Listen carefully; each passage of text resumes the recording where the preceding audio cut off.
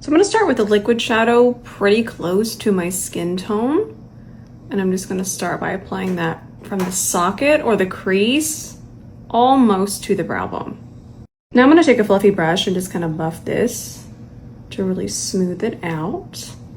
And I think, I already got Sheila ready. I think we're just gonna use this palette because it's exactly what I have in mind. I'm gonna use a more pastel pink, but I think we'll still be able to incorporate that. I'm gonna start with this shade. Notice I just grabbed it on the side of the brush. Let's just get wild. Just start to press that into the socket. We're already having fun. I'm just gonna keep packing this color on. I find it so much easier to just pack color on instead of trying to be intricate at first. It's just so much easier to get the color on and then come back in and start to bring precision back. So that's something to keep in mind because I already know I want to clean up this lid space, but it would have been so much harder to kind of be intricate around that lid space as opposed to just throwing your color on first. I'm gonna grab this shade, still using that E29, and I'm just gonna press some of that right through here. And then I'll brighten up the brow bone in a second.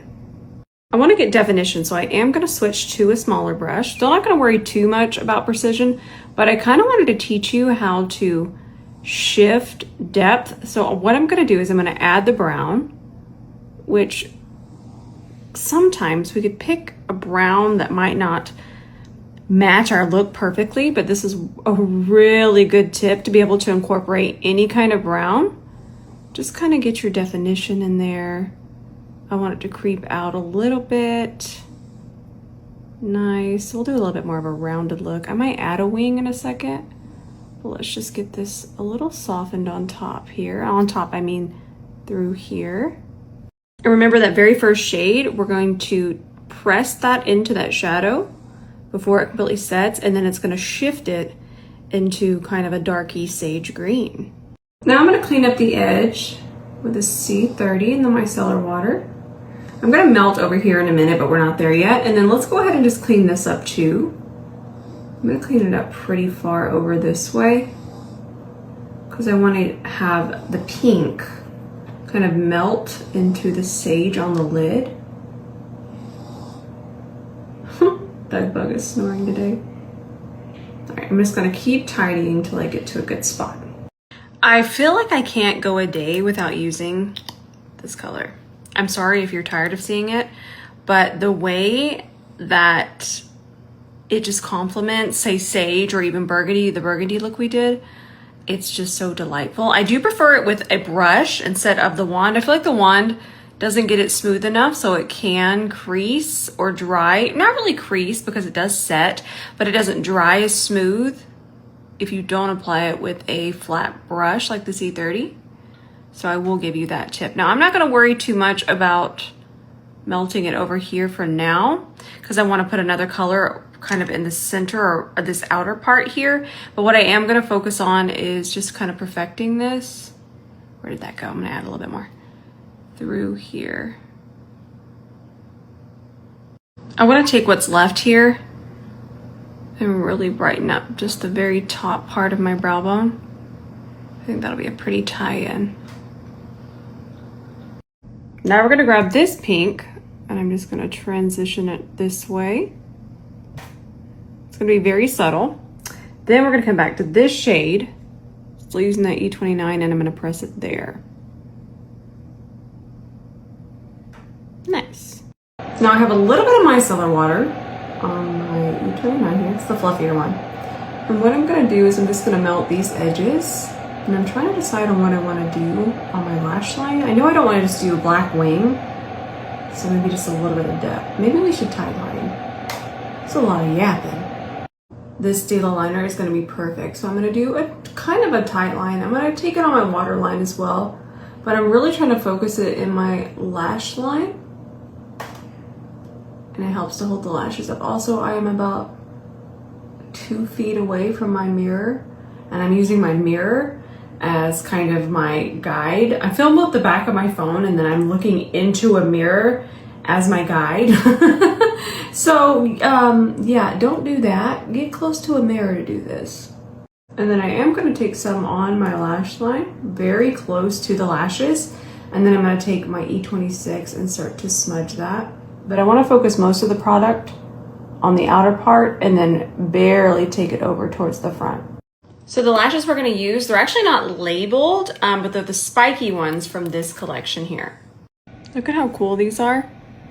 Now I'm clamping them onto the skin right above my natural lash. They're not going into my lash. Also, I want to say that the entire collection that I just showed you, all of the lash bands are really nice and small. So I love the lashes that I've tried so far. So with Pink and Sage, I really wanted to do a pink under eye. So I'm already going to grab my blush, and I love this particular formula because it's so blurring. Y'all can trust the process here. This is definitely a more fun look. This isn't something I think that we need to do every single day. This is definitely going to be the pink under eye trend. I'm going to go ahead and start to connect it. But once we add concealer, it's going to really just tint that concealer to be a little bit more blushy. But I'm already just kind of doing a blushy under eye under pink. And to keep the pigment and the intensity, I'm using a denser brush. And then we can soften the edges with the fluffier side. And get ready. I think we're gonna do foundation next. We're gonna get to the concealer, but I wanted to get my foundation on. I've had this foundation since August, so I've been able to test it. Y'all, if you want a super thin serum foundation with beautiful pigment, I highly suggest you try this. And I know it's a spicy price, but I still see Armani Luminous Silk around. I still see the higher end foundations being used, and y'all tell me about it. But if you're in the market for a high end foundation, this is the one that I'm going to recommend. Now it's going to look a little yellow. We talk about this all the time. That green eyeshadow and even that pink is going to pull it to look more yellow. But once we get everything on, it's going to be perfect. I don't want to go too full coverage, so I'm just going to grab my Natasha Denona concealer. Somewhere in the distance is my C32. There it is. And we're going to start to work this in. And like I said, you'll see it covers up quite a bit of it. We still get a pinky blush underglow. And then once you add the pink powder, delightful. Okay, the powder is still a secret, but just for a few more days. Bear with me, my friends. Y'all are going to go wild. Nobody's guessed it either, which is pretty awesome. And then I'm going to go pretty heavy because I'm going to grab my blush. We're going to do a powder blush. These have stolen my makeup heart. I did not expect to love them. I actually kind of did because the bronzer is my favorite. I'm about to put that on. But I have this extra powder here, and what that does is it kind of creates a barrier to where your skin will still pick it up, but it's going to pick it up more blurred. So I'm going to go ahead and place that. And notice that we're using a fluffier brush. So if you've ever wanted to kind of get a little bit more blur to your blush, apply a little extra powder where you're about to apply that blush. And it just kind of melts everything together. I'm telling you, I love this formula. I'm picking up the smallest amount too, because I don't want to get too pink of a cheek. Perfect. Now we're going to grab our bronzer. This is my second one. I've already hit pan on this one, I'm telling you. YSL really, let me adjust my camera. They really got this formula right because it's a veil. It's very easy to work with. It's also very, very buildable. And I just feel like the way that it sits on your skin, it kind of becomes one with the skin. Same with the blush. It doesn't just kind of sit on top. And I also feel that it really melts with makeup better than really any other formula that I have right now. Now I'm going to take that Stila green liner. It's going to go on our bottom lash line, but I thought it'd be fun to kind of extend it over this way. And I'm just going to keep building on this slowly.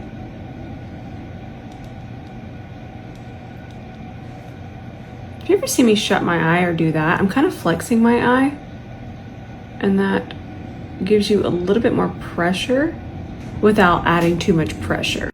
Now I have a vision with the lips. You're gonna have to trust me, even though I do like concealer lips. Oh, this formula is so good. One of my favorite lip liners. This is Maybelline Lifter Liner. The shade is On It. But I'm gonna take this and start to mix it and shade it into the lipstick. And then I'll just kind of tap it inward to blend it. I'm not tapping the edge. I'm pushing it to the center.